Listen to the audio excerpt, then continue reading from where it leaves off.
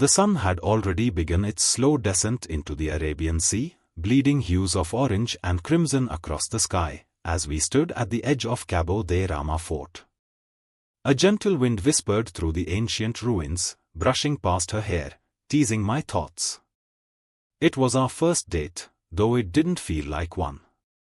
It felt like fate putting itself back together.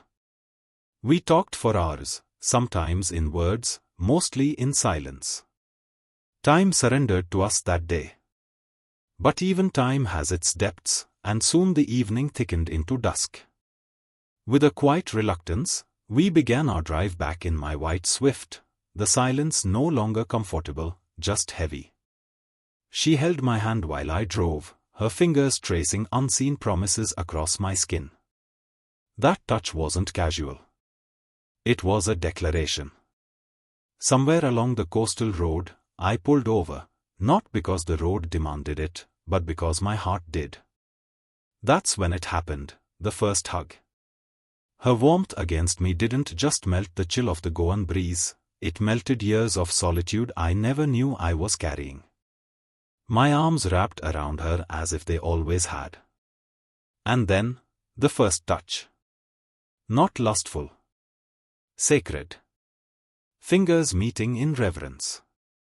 Skin against skin, yes, but more than that, it was soul brushing against soul. When she smiled, it was like the ocean finally learning how to reflect starlight. Pure. Wild. Terrifyingly beautiful. She reached into her bag and handed me a small package, no occasion, no reason. A V-neck T-shirt from UCB. Soft cotton. My favorite shade of grey. I had nothing to give her in return, except the truth, that I had already fallen. Love was all I had to offer, and sometimes, that's too much and not enough all at once. The drive home was painfully slow. Every kilometer felt like borrowed time. We knew it was ending, this perfect dream carved out of a ruined fort and a too small car. Every laugh felt like a goodbye disguised in joy. The music was low, but my heartbeat was louder. When we reached her place, we didn't speak for a while. Just sat there. Breathing. Eyes saying everything. That final touch lingered longer than it should have.